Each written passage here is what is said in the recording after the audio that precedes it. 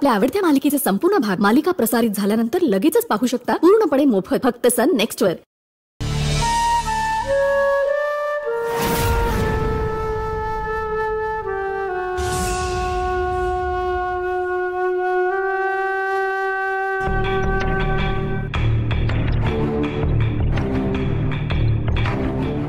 अर्पिता,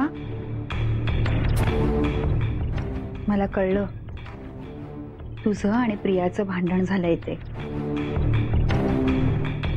अगं तू जाऊ दे, लक्ष नको देऊ तिच्याकडे. बहिणींमध्ये अशी भांडणं होतच असतात. तू रडायला लागलीस ना की मला ना माझ्या तनूची आठवण येते ग.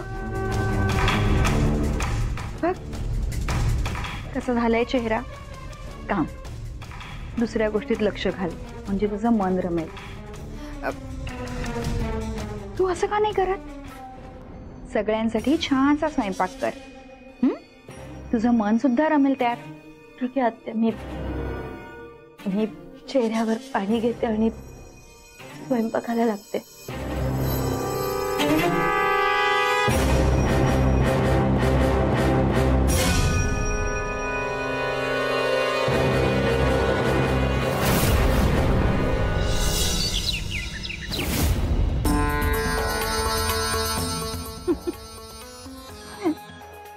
अर्पिता, तुला असं रडताना बघितलं ना की मला खूप आनंद होतो.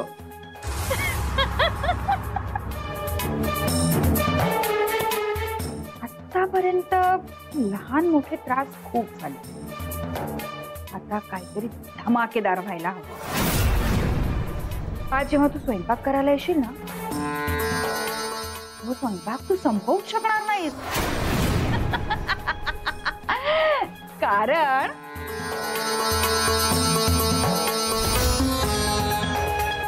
कारण तूच संपशील.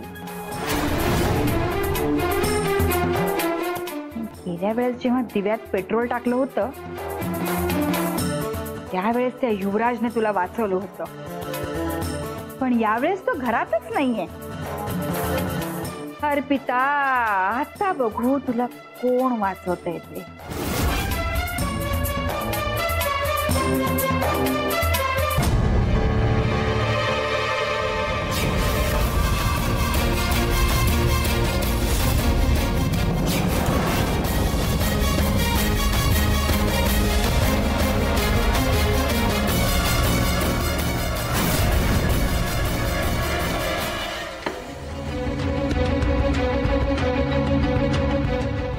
थोडा वेळ गॅस असाच राहू दे म्हणजे सगळीकडे पसरेल. अर्पिता, जेव्हा तू स्वयंपाक करायला येशील आणि हा गॅस पेटवशील त्यावेळी बूम.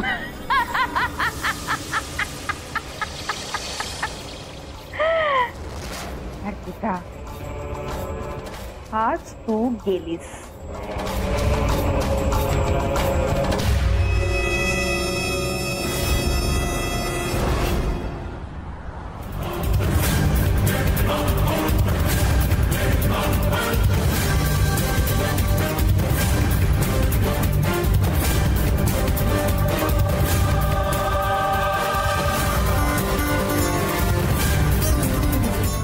तू नीलच्या नाटकाला बळी पडतीयस. मी आपल्या घरून बाप्पाचं दर्शन घेऊन घरी जायला परत निघाले होते ना, तेव्हा नीलने शुभदाईचं दुपटं जाळून खाली फेकून दिलं. पिऊ, हे बघ, तो नील ना चांगला मुलगा नाहीये. तो खूप कपटी मुलगा आहे ग. तो विश्वास ठेवण्याच्या लायकीचाच नाहीये. तो हे सगळं ना आपली संपत्ती मिळवण्यासाठी करतोय. तू जहागीरदार नाहीये, तू कुबेर आहेस. त्यामुळे त्या घराकडे लक्ष द्यायचं नाही. ही तू पुन्हा केलीस ना तर तुझे आणि माझे संबंध कायमचे संपतील.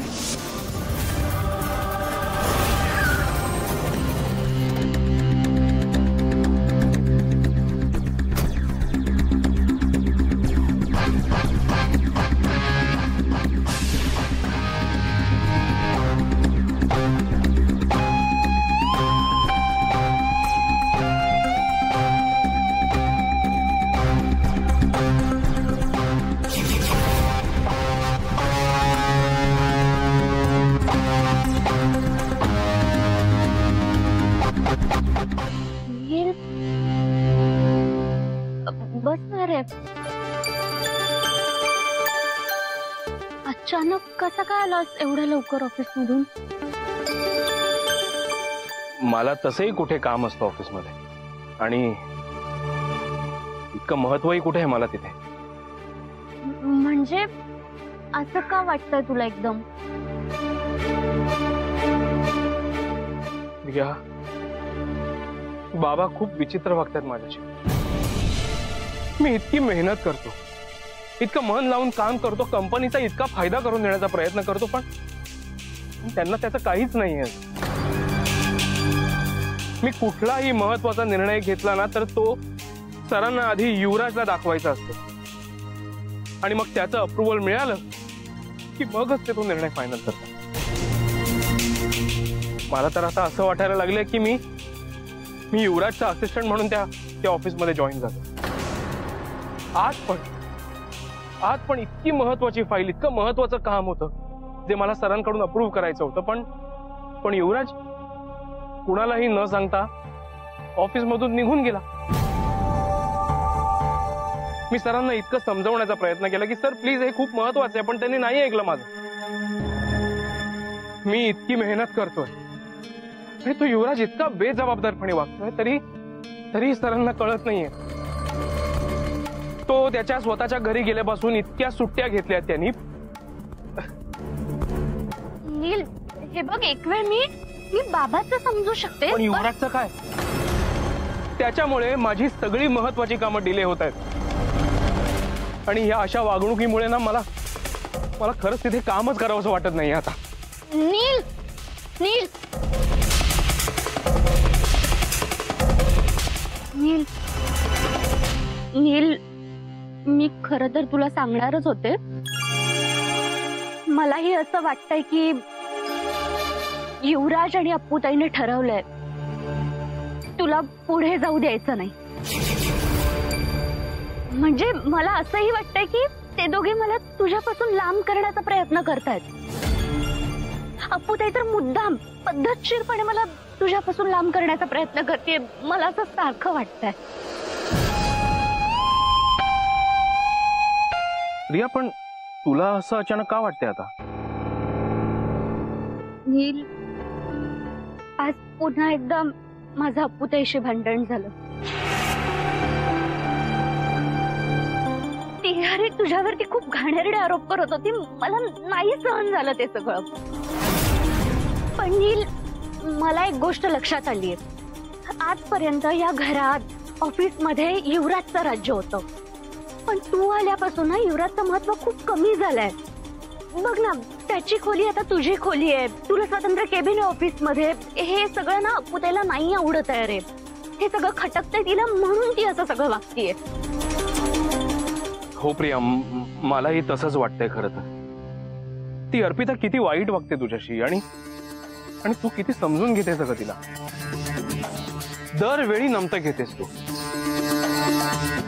पण आता मला असं वाटतंय की तेच चुकतंय तुझं.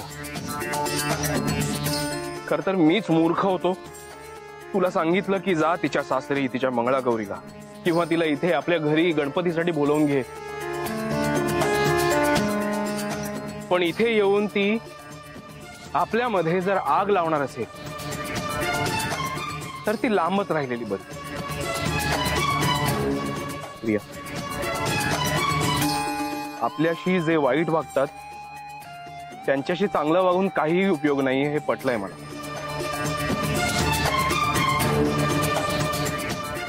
मी आता तिला लांबच ठेवणार आहे. जो कोणी तुझ्यावरती आरोप करेल ना, मी अजिबात नाही सहन करणार आहे आता. अरे मग ती अप्पूताई असू दे नाही तर. प्रिया, तू रडू नकोस. प्रिया,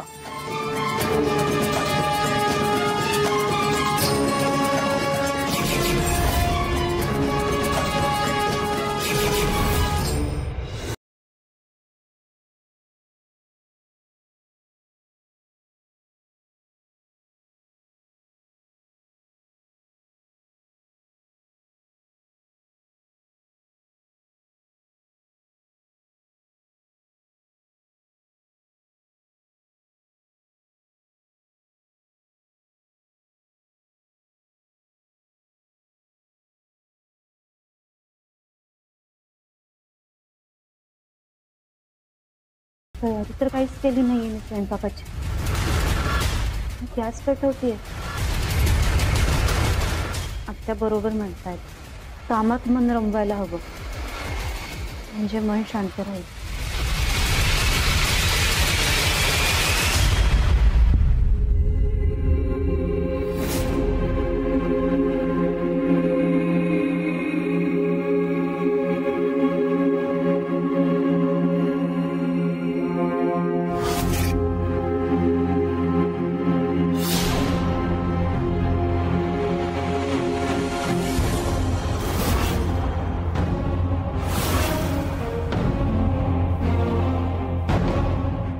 जहागीरदार नाहीये, तू कुबेर आहेस.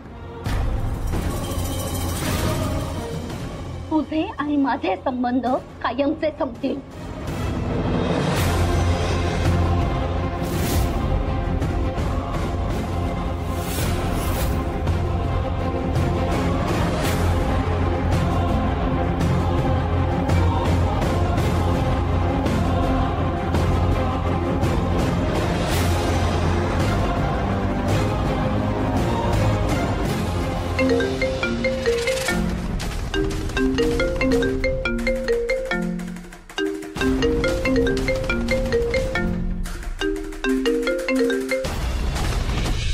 Hello hello. पोचलास का? नाही अगं, अजून ऑन द वेच आहे. आणि गेल्या अर्ध्या तासापासून ना रेंज सुद्धा येऊन जाऊन. So I don't think so तिकडे साईटवर पोहोचल्यावर मला नेटवर्क असेल, म्हणून तुला आत्ताच कॉल केला. ठीक आहे, काही हरकत नाहीये. तू कामावर लक्ष दे, काम व्यवस्थित कर. अर्पिता, तुझा आवाज असा का ऐकू येतोय? नाही म्हणजे तुला तुला सर्दी झाली आहे का? तू रडतेस? कुठे काय? काहीच नाही, काहीतरीच काय तुझं. अगं मी नवरा आहे तुझा, मला सगळं कळतं. मला सांग, तू तू काही लपवतेस का माझ्यापासून? काही नाही. तू तू घरी ये संध्याकाळी लवकर. बरं ठीक आहे. युवराज, चल ना पटकन, उशीर होतोय. आलो, 2 मिनिट प्लीज. अर्पिता ही ना, तिने अगं कंटाळा आणलाय.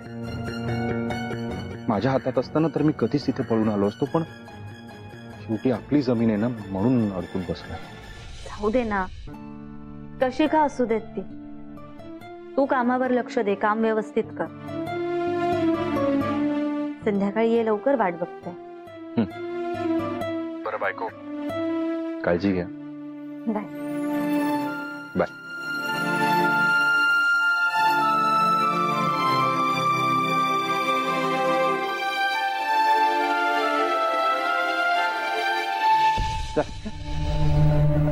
सर, मी त्यांना खूप वेळा ट्राय केलं, पण त्यांचा फोनच लागत नाहीये. मला वाटतं सर जिकडे आहे तिथे बहुधा नेटवर्क इश्यू असणार. तुम्ही त्याला इथल्या त्याच्या पहिल्या दिवसापासून बघताय. मलाही माहिती आहे तो किती जबाबदार आहे. तुम्हालाही असं वाटतंय का की त्याचं हल्ली जरा लक्ष उडालं इकडनं? नाही सर, त्यांचं लक्ष नाही असं मला नाही वाटत. नाही, पण असं दुसरं काम परस्पर त्याने घ्यायला नको होता. सर, मला वाटतं आपण युवराज सरांना विचारायला हवं की त्यांनी नक्की नवा प्रोजेक्ट घेतलाय का. ऑफकोर्स आपण खात्री तर करून घेऊया. काय ना सर, युवराज सरांचं लग्न होऊन बरेच दिवस झाले आणि लग्न होऊन सुद्धा ते ऑफिसमध्ये नियमितपणे येत आहेत. आणि हल्लीच ते आता त्यांच्या बायकोबरोबर घरी राहायला गेले. आता सुरुवातीचे दिवस म्हटल्यानंतर थोडेसे संसारात रमले असतील आणि अशात थोडंसं दुर्लक्ष होतं ना. तुम्हाला संसारातले नियम किंवा सुखी संसाराची 10 सूत्र काय असतात वगैरे असलं काही विचारलं? मुद्दा हा आहे की युवराजने परस्पर मलाही न सांगता हे असले काहीतरी डिसिजन्स घेतलेत. आणि मला काळजी या गोष्टीची आहे की त्याच्या ह्या निर्णयाचा परिणाम आपल्या इथल्या कामावर काय होऊ शकतो आणि किती प्रमाणात होऊ शकतो.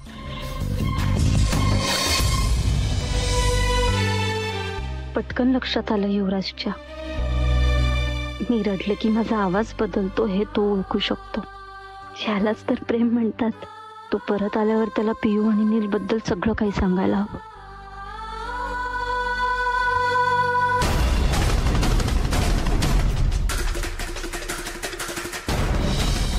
काय झालंय मला?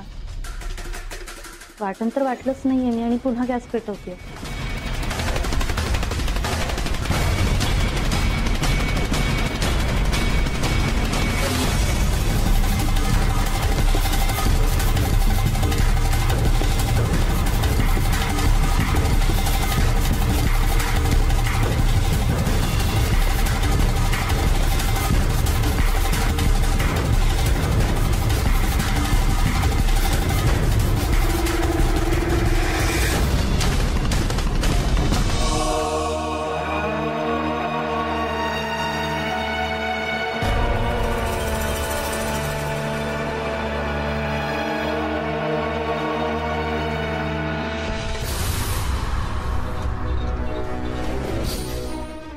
वेळ झालाय, अजून भडका कसा उडाला नाहीये. ह्या अर्पिताने गॅस पेटवलाय की नाही देव जाणे. हे देवा, गॅस पेटवला नसेल तर गॅस सगळ्या घरभर पसरेल आणि मग अख्खं घरच भडकेल. देवा, पण आता जेवणाची सुद्धा वेळ झाली आहे. ती लक्ष्मी आणि भिकाजी कधीही जेवायला येऊ शकतात. काय करतेय ही मुलगी? गॅस का पेटवत नाहीये?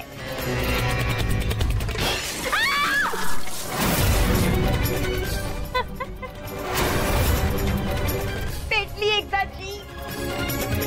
हेच हवं होतं मला.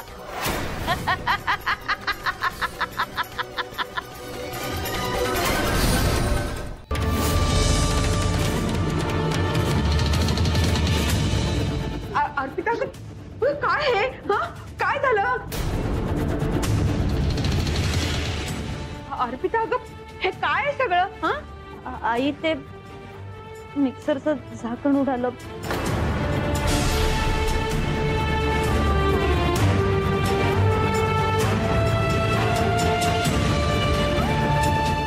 अर्पिता, अगं गॅस चालू आहे का? गॅसचा वास येत नाहीये तुला? तू बाजूला हो, बाजूला हो बघू, बाजूला हो.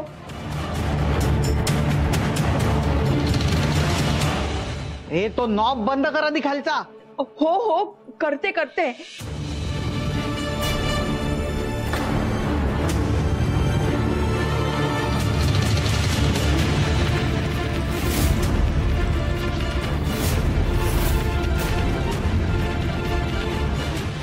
बाई, अहो हो, गॅसचा पाईप कट झालाय.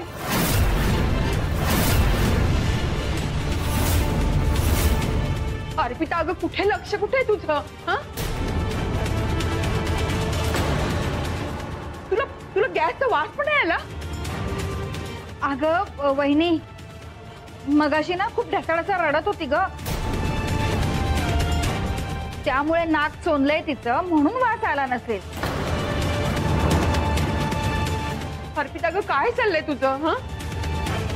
चित्त ठारावर नाहीये बघ तुझं. अगं गॅसचा वास येतोय हे तुला कळलं नाही. मिक्सरचं झाकण उडालं, काय चाललंय काय तुझं? बहिणी बरोबर भांडण झाल्यापासून अस्वस्थ आहे ती. अहो आई, अहो मला खरंच वास नाही आला. मला कळलंच नाही गॅस लीक होतोय. मी तर दोनदा पेटवायला सुद्धा गेले होते. ते अरे देवा, देवाचे उपकारच झाले म्हणायचे. अगं अर्पिता, केवढा मोठा अनर्थ टळलाय माहितीये तुला? हो ना, नाहीतर घरच पेटलं असतं. हो, तुम्ही जरा दारा खिडक्या उघडी करावं. तू चल चल, बाहेर चल, बाहेर चल बघू आधी. चल चल, ये अशी.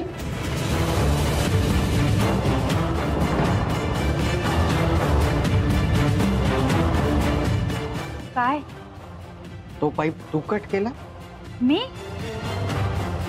मी कशाला करू? मला काय दुसरे उद्योग नाहीये? हे बघ, आपल्याला त्या दोघांना फक्त वेगळं करायचंय. कोणाचा जीव नाही घ्यायचा. उगाच कोणाच्या मरणाचं पाप आपल्या डोक्यावर नकोय. नाही रे बाबा, आता मला माझ्या डोक्यावर कुठलंच पाप घ्यायचं नाही. हा, मी कशाला मारण्याचा प्रयत्न करू तिला? हो ना.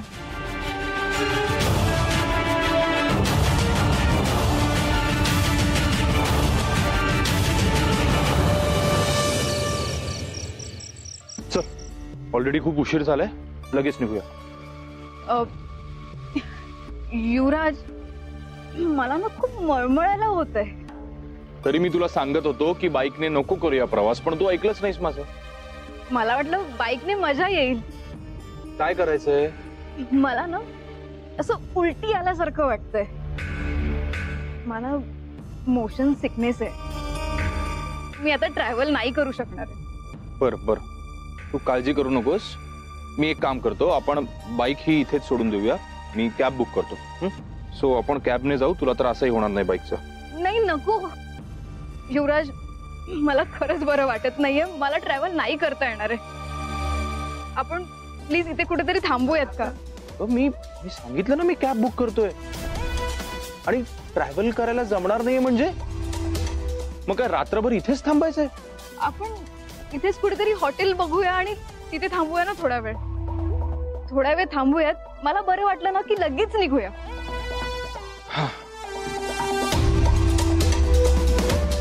ठीक आहे, चल बघूया आसपास काही कुठलं हॉटेल दिसतंय.